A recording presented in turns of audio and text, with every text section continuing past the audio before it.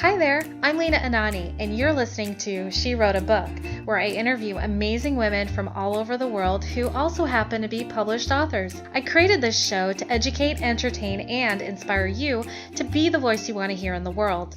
Now let's get started. You are listening to episode 111 of She Wrote a Book, and today I'm interviewing Abby Vegas, author of the book Clean Break. Lane Haviland is barely functioning as an adult. Her apartment is a 6x9 cell in a Brooklyn basement, and her boss hasn't ever met a boundary she can't bulldoze through. Then Lane's sexy and mysterious Russian handyman, Viktor, takes an interest. Abby Vegas loves writing and reading books that feature feisty, flawed heroines. Her favorite authors include Susan Isaacs and Bill Bryson. She grew up in New York City and lives in Connecticut with her family. Again, her book is called Clean Break. You can find the link to purchase her book in our show notes for this episode at SheWroteABook.com/111. So, Abby, it's such a pleasure to have you as a guest today. My first question for you is this: what inspired you to write and publish your book? Oh, well, thanks for having me. I guess I was just getting to a point in my life when I'd always planned to write a novel, and I'd written a lot of creative nonfiction over the years and a little bit of short fiction, and I decided it was now or never. I had to write the novel that had sort of been simmering around in my brain for years. And I sat down and wrote it and put it up on Amazon and all the other sites and said, let's see what happens. That's pretty amazing. So where did you come up with this story for your book, for Clean Break? Well, it's sort of, they say that you should write the book that you really want to read, and that's really the genesis of this book. I'm a huge fan of fairy tales, and I kind of wanted to put a modern twist on Beauty and the Beast, which is my favorite fairy tale of all time. And I also just like the romantic suspense genre, not really knowing characters' true motives. And I really enjoy reading funny books that kind of make you laugh a little bit, even when the subject matter goes slightly dark. So getting that balance was important to me. So I guess to make a long story short, I just wrote my favorite kind of book that I love to read when I'm at the beach or by the pool. So then that must mean that when you were reading those books, before you ever had a thought that you could write this book, like, did you, as you were reading those books on the beach, did you feel like, oh, I can write something like this. I could totally write something like this, and this is how I would do it. Or did you ever feel like you would rewrite some of the books that you read? Or well, that's a great question. I'm a huge fan of fan fiction, reading it and sometimes writing it. But I do love the idea of kind of remixing favorite stories and making something a little bit your own. I think that reading my favorite books on the beach, it was a question. It was kind of flip-flopping between I could totally write this and oh my God, I could never write this. And it was kind of seeing, you really don't know the answer to that question until you sit down and actually start writing it. And at that moment, I have to say, that story that was so perfect in your head starts coming out in a very imperfect and nonlinear way. And you realize, or at least I realized, this is really harder than I thought. But if you keep going, you get to the end and then you rewrite it and send it to the editor, and eventually you get to a place where you're really thrilled with it, which is what happened with me in Clean Break. How many revisions did you have to go through? I did 2 major revisions of it, one with beta readers and then one with a professional editor. And that was pretty much it. That's an interesting strategy. What made you want to go with beta readers first before getting a professional editor to look at it? I guess I wasn't really sure.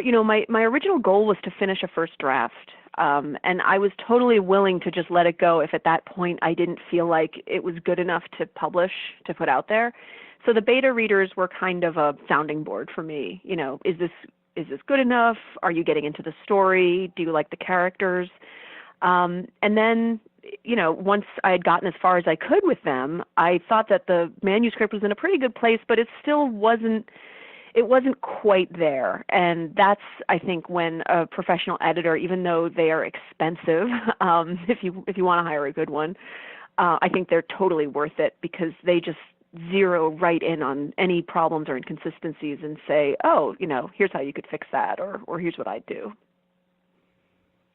Great. And so, your goal obviously was to create a great book. And I wonder, like, what are your must-have items for a great book as a writer or even as a reader?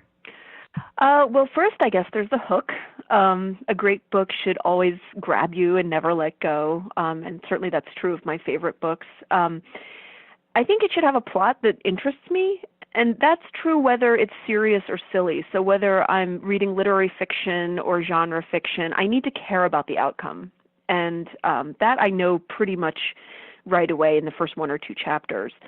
Um, and then once that's settled, I think a great book needs great characters, and they should be interesting people with some depth and real problems. I don't have to like them, and sometimes it's actually better when I dislike one or more characters.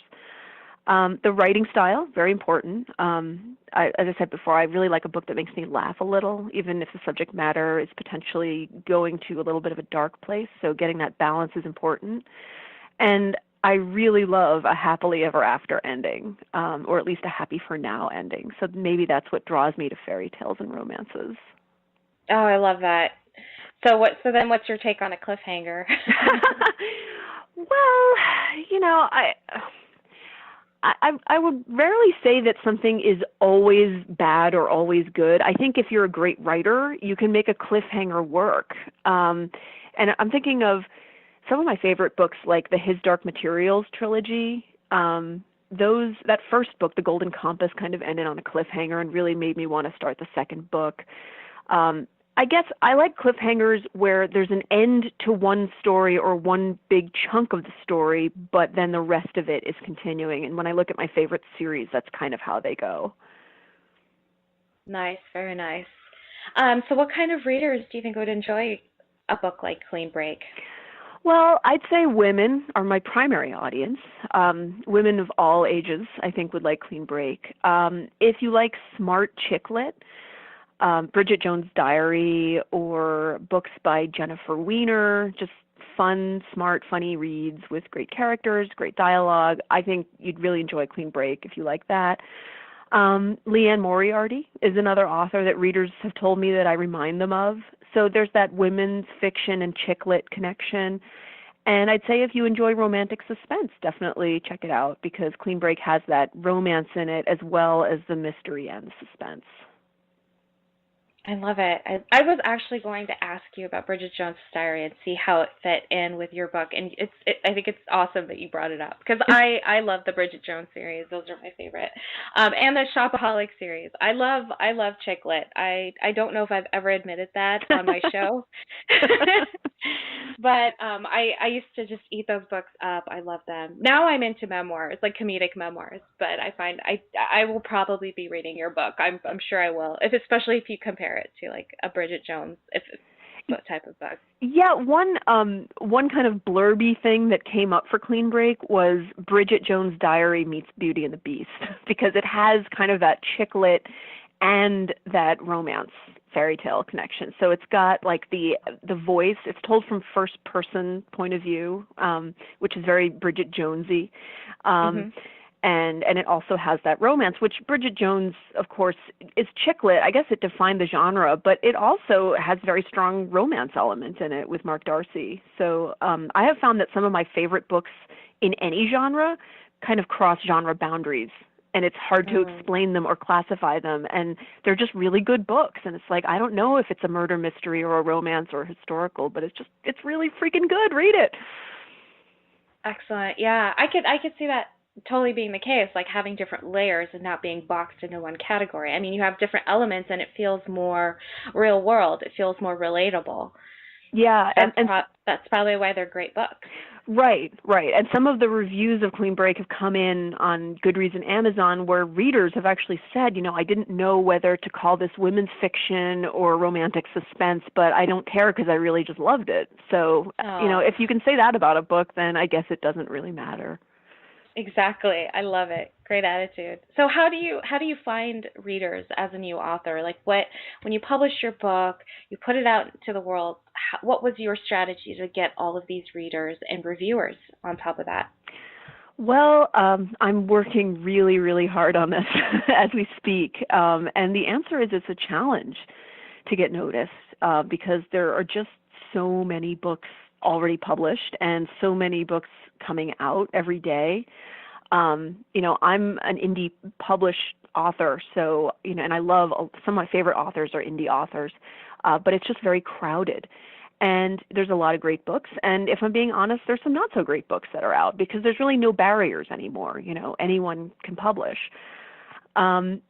So I guess I'm going to have to give a lot of credit to bloggers and podcasters like you, because if you talk to authors about their books and review new books, that really helps us reach potential readers, and that's incredibly important for an author who's just starting out.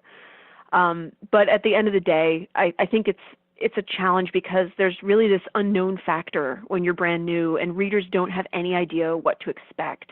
And I totally get that because I'm not just an author, I'm also a reader, and I have very limited time for reading, just between work and family and kids and life.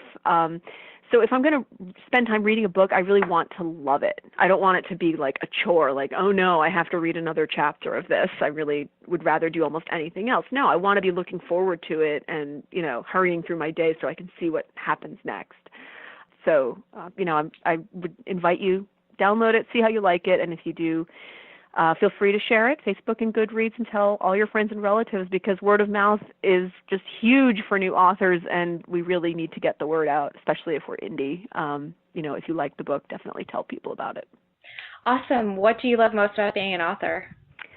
I think creating a whole new world that previously just existed inside my head and really came to life as I was writing it, and putting that down and sharing it with other people. And that was something I really didn't know if it would work until I did it.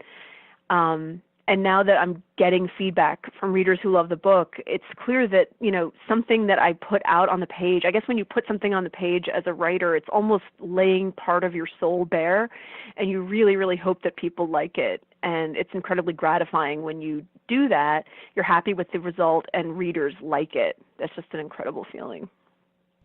Great. That's lovely. All right. Well, Abby, thank you so much for being our special guest today. We will have a link to your book in the show notes for this episode, and our listeners can find that at SheWroteABook.com/111 to learn more about our author and her awesome book. So, Abby, thanks again. It's been a pleasure. Thanks so much for having me. Thank you for listening to She Wrote a Book. If you enjoyed this episode, then subscribe now so you can automatically get access to all new episodes, and feel free to share your inspired thoughts with us in the comments too. I'd love to hear from you. Until then, may you always feel good and make magic.